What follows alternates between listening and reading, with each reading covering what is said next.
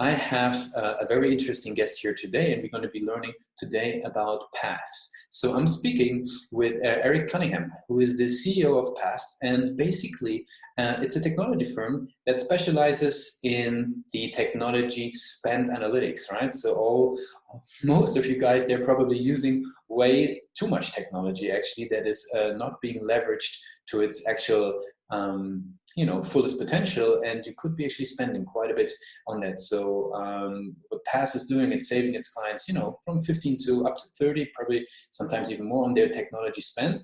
And I have the CEO here today in the show who will give us a very interesting insight about what the company is all about and how they are looking at growth themselves. So Eric, welcome to the show. Thanks for having me, Lucas.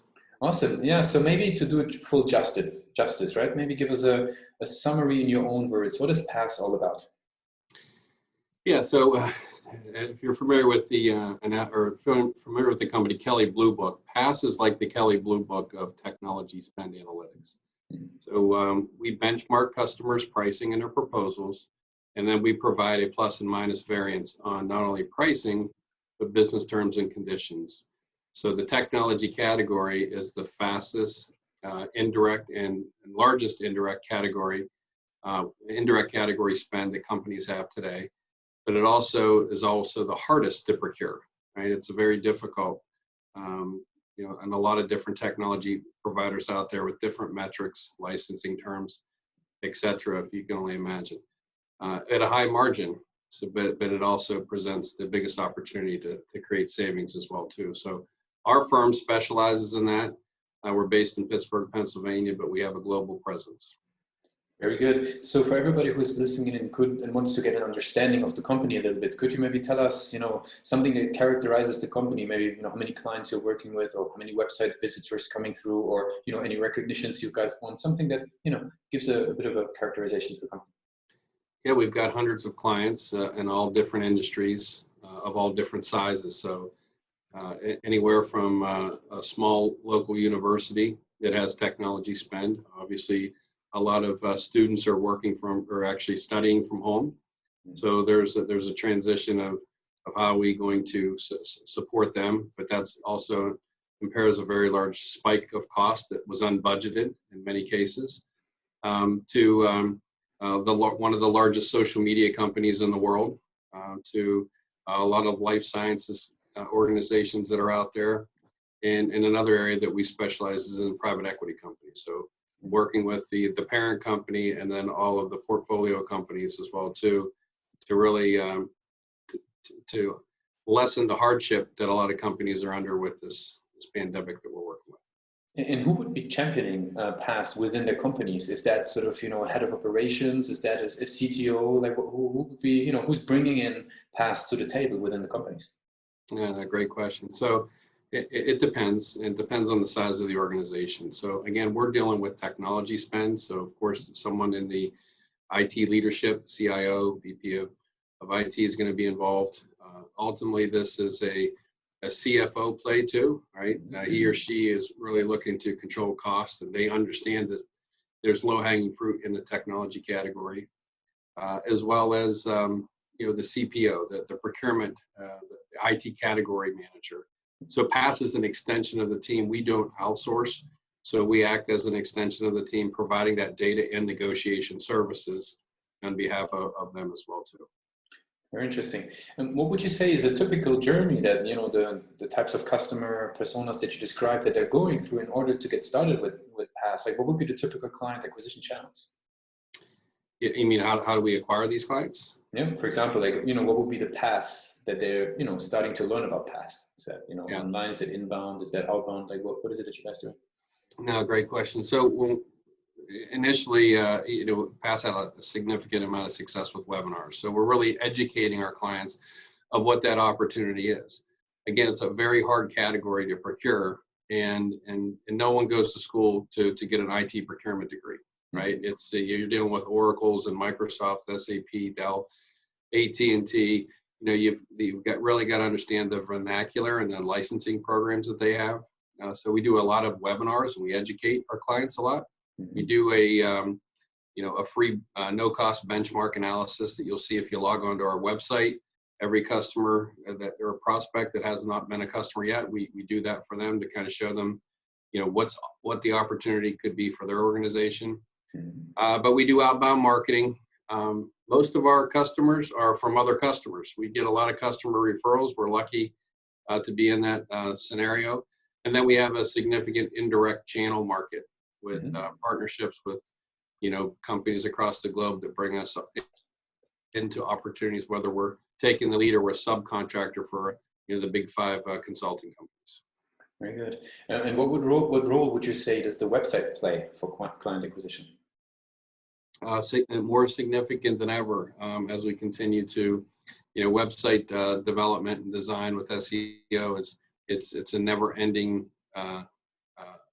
task, right? We're always trying to bolster that up. So educating our customers on the website, sharing stories with them on the website, but more than ever, we've been getting a lot of inbound leads, from our outbound social, our outbound outreach Zoom info plan that we run, but offering the zero cost assessment / benchmark is really driving a lot of traffic to the website. Very good.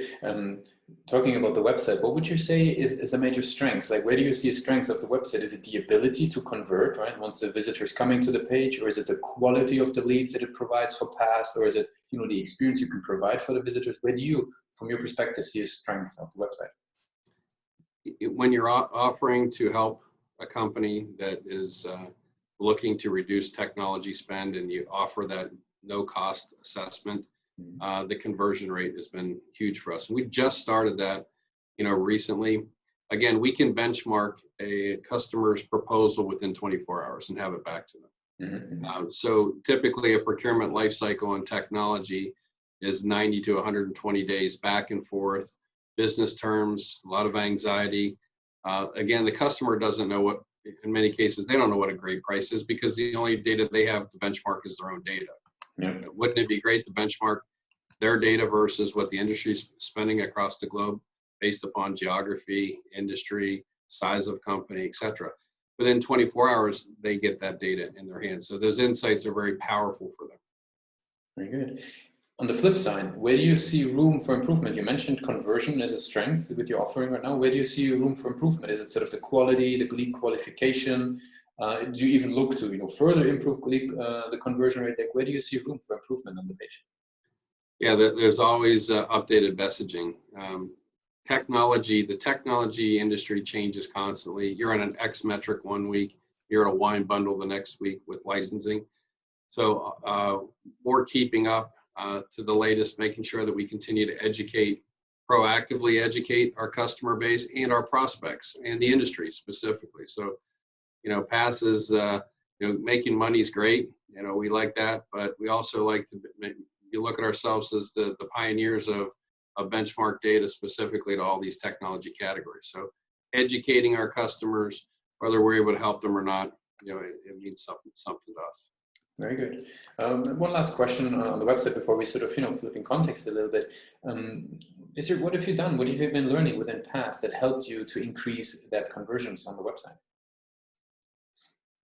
It's really about lead generation, so the origination of leads. So, how are we getting leads and where are we not getting leads from? So, and we have worked with firms such as yourself and other firms to make sure that we have the right insights to always continuously better, our SEO and our conversion rate. But again, we sell it at an executive level, right? Because we've got customers that we provide a guarantee. So for every dollar you give PAAA, we're guaranteeing you a minimum of 5x in savings back, right? But those conversations are at a higher level, and typically CFOs aren't scrolling through websites all day long, or CEOs. So it's really about driving them there to educate them, and that consultative approach, and then getting their attention and converting that lead to a customer.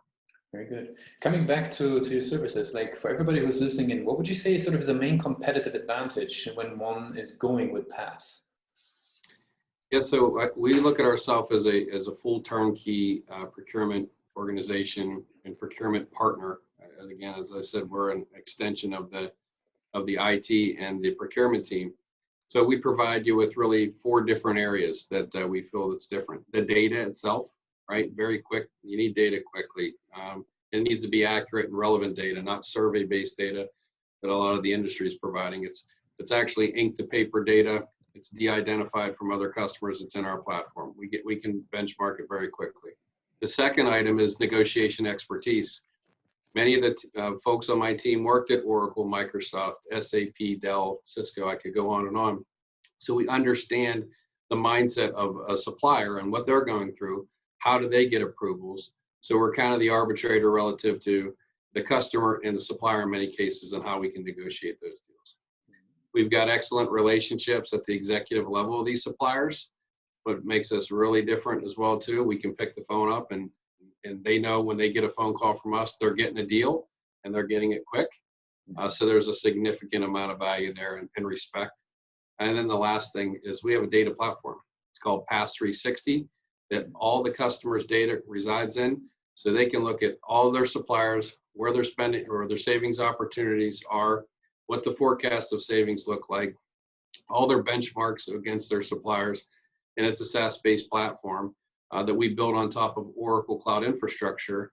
And it's been wonderful for our clients as well too. So they don't have the money to go invest in technology. With leveraging our services and guaranteeing the ROI, we provide them with that platform. Very good. If we would be looking behind the curtain, right, at PAAA, like how would you describe as the marketing team and sales structured at the moment? Yeah, so sales and marketing are hand in hand. They are 2 separate organizations here at the company. Mm-hmm. We really empower our marketing leader. She does a wonderful job for us here. She brings her insights on a daily basis, and then the individual that runs sales. But they also talk very frequently as well too. As most organizations, sales and marketing's together. We have marketing reporting into the executive management team and sales reporting into the executive management. Before we start learning about your journey in the company a bit, like maybe last question on that sales and marketing relationship. What would you say? What's the journey of a lead, right? When they sign up on your website, when they request a demo, what happens next? Yep. So a lead is a task that we get on and we do an initial discovery call with the client to understand, hey, how many suppliers do you have today? What's your savings initiatives? What are you being tasked with this year? Is it 10, 15% of your overall technology spend? Mm-hmm. And understand them a little bit more, see who their strategic suppliers are versus their tails, so they're 80-20. Mm-hmm. We data classify all that or categorize all that.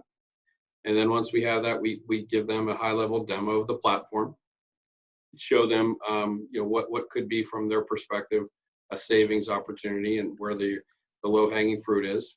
And then typically they want to talk to one of our customers. So we set up a reference call. Mm-hmm. And the sales cycle could be 30 days, it could be 90 days.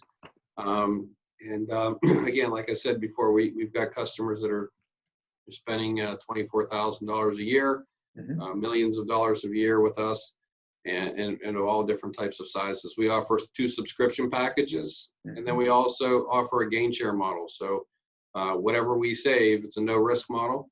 Whatever we save relative to technology spend, it triggers a savings, we get a percentage of that.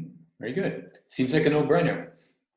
Yeah, we kind of take the risk out of it, and then we also provide the guarantee. So again, this is a huge opportunity for companies to save money, forecast their savings. It is really the largest category, the fastest category of spend. So what not a better place to start your 2021 initiatives out relative to looking at your technology category. Very good. Let's switch gears and talk about you as a leader in the company a bit. Like, what type of content do you consume? How do you educate yourself? I'm part of a couple different networking groups. I've had the pleasure of working at companies like Oracle and Microsoft. A lot of folks went out and become entrepreneurs like myself. Mm-hmm. So it's not, being a CEO and starting different companies, it's, you need a sanity check. Every day is different.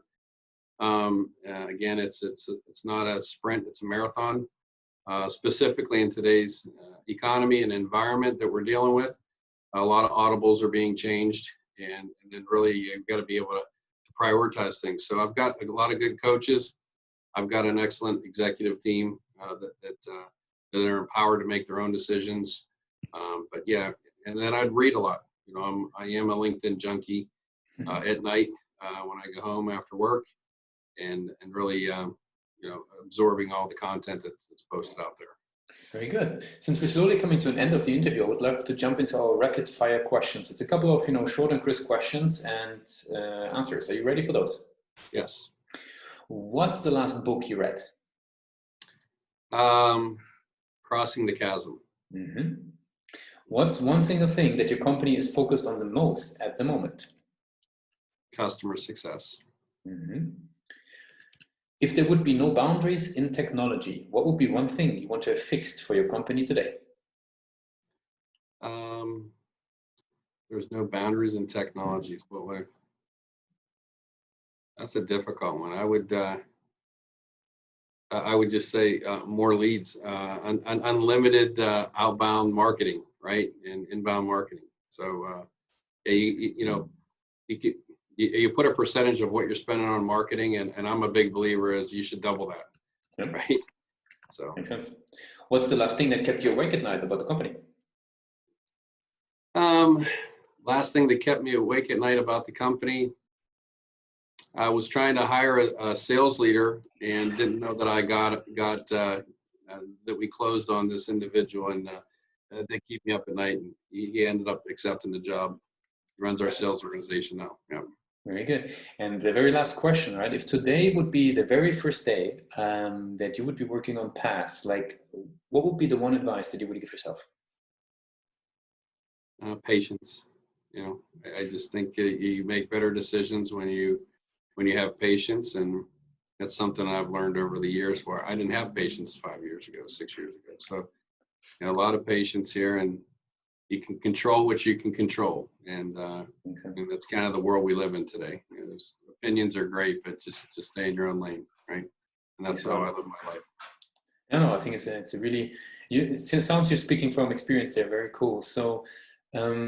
At first, I want to thank you, Eric, for being part of PAAA Presents with us today. I want to give you the last word, right? If somebody would forget everything that we just spoke about in this interview about PAAA, like what's the one thing that they should remember about the company?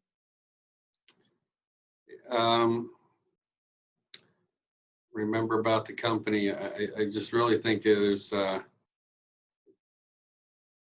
you know, there's opportunity. I mean, so PAAA, you know, again, we provide a lot of opportunity for companies to save money and mitigate risk in business terms and legal terms. I just think the one word is it's opportunity, and that's what we're all about at a no risk model, at a guaranteed model, and that's why you know, our customers love us, and we continue to deliver with them on a daily basis. But yeah, I'd say opportunity.